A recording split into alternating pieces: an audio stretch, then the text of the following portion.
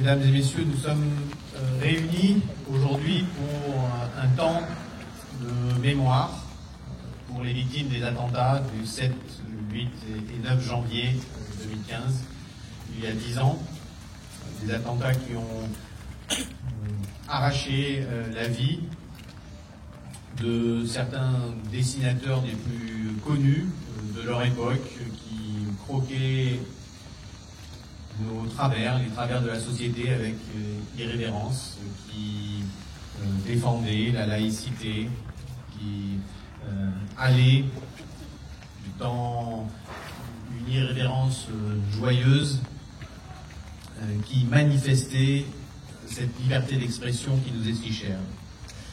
Donc j'ai une pensée, évidemment, nous avons une pensée pour Charles, Cabu, Wolinski, pour Tinius, pour Honoré. C'était des journalistes, c'était aussi des penseurs, des journalistes comme Esa Kaya, comme Bernard Maris, qui a aussi marqué par cette réflexion sur l'économie, qui marquait son époque. Et puis aussi d'autres victimes, peut-être moins dans la lumière, qui étaient là, Mustapha Ourad, correcteur, mais aussi un employé de la Sodexo, qui s'est trouvé là au mauvais moment, Frédéric Boisseau, un invité, Michel Reynaud, Simon Fieschi, qui était le webmaster, et deux policiers, un qui était là pour protéger Charles, que les dessinateurs aient besoin d'être protégés par la police, dit déjà quelque chose des tensions qui animent notre société. Et puis Ahmed Meramed, également policier, qui lui est arrivé sur les lieux dans les instants après la première fusillade. D'autres vies furent arrachées dans ces 3 jours terribles.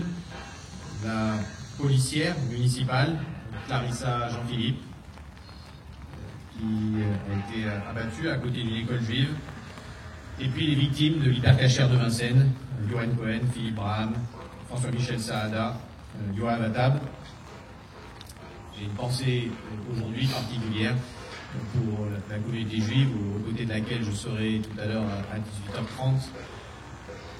Une communauté qui avait été déjà durement frappée à Toulouse 3 ans plus tôt et qui continue d'être marquée par un antisémitisme rampant par moments et galopant à d'autres. Après ces 3 jours terribles, qui ont été 3 jours de sidération pour la France, il y a eu aussi cette réaction extraordinaire, ces 4 millions de personnes qui ont manifesté dans la rue, ces 110 000 personnes, je vous rappelle très charnellement de cette marche incroyable à Grenoble, qui rassemblait toute la population.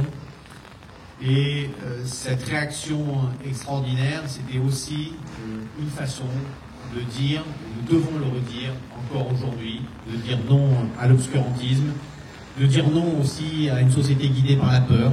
Nous devons rester debout, porter clairement nos idées, porter nos convictions et toujours porter des espaces de dialogue. La haine et la désinformation sont partout.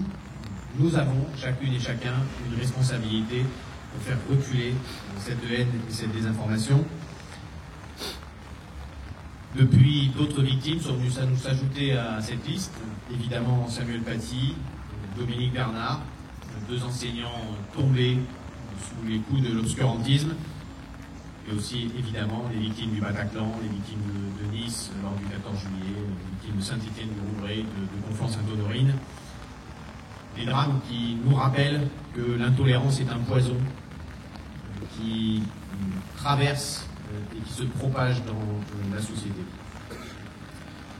En 2024, nous organisions une exposition, et vous trouvez ça drôle, sur le dessin de presse et le dessin humoristique à la Bibliothèque d'études et du patrimoine. Et nous continuons à entretenir ce nécessaire désir de réflexion, de dialogue, qui passe aussi par la dérision et qui passe aussi par l'humour, Cet automne, les dessins de Wolinski qui ont été récemment publiés dans un livre, ont été exposés aussi à Paris. C'est aussi là, cette force indélébile de l'art face à la barbarie. Aujourd'hui, nous voyons l'antisémitisme croître dans l'espace public. Nous voyons aussi le racisme ciblant les musulmans proliférer. Et en tant qu'élus, en tant qu'agents publics aussi, en tant que citoyens, nous avons toutes et tous une responsabilité pour faire reculer le racisme, pour faire reculer la haine, pour faire reculer l'antisémitisme, pour créer des espaces de dialogue. Et je le dis parce que ici à Grenoble, en tant que ville compagnon de la libération, nous sommes dépositaires d'une histoire qui peut nous nourrir et qui peut nous aider d'être à la hauteur des événements du présent. À la hauteur de ce refus de l'obscurantisme, à la hauteur de cette promotion de la laïcité qui fait que l'on soit croyant ou non croyant, il y a une place pour chacun dans l'espace public, que c'est pas ça qui nous définit. Il n'y a pas d'essentialisation de ce que nous sommes. Nous appartenons toutes et tous à de multiples communautés, qu'elles peuvent être spirituelles, culturelles, sportives, de solidarité, mais que rien ne nous définit de façon définitive. Et nous avons aussi, en tant que ville, nous avons aussi une responsabilité, mais aussi des moyens, et c'est une responsabilité enthousiasmante de partout promouvoir l'émancipation, partout promouvoir le culte du dialogue, partout de promouvoir la liberté d'expression et de promouvoir les valeurs de la République, liberté, égalité, fraternité, pas comme un vieux mantra qui aurait été affiché depuis le XIXe siècle au fronton de nos communes et qu'on répéterait comme ça en boucle, mais bien comme des valeurs qui ne se suffisent pas en elles-mêmes si elles ne sont pas traduites dans des actes concrets, si elles ne guident pas nos politiques publiques dans leur cheminement. Et donc c'est avec ce message que je vous laisse. La liberté, l'égalité et la fraternité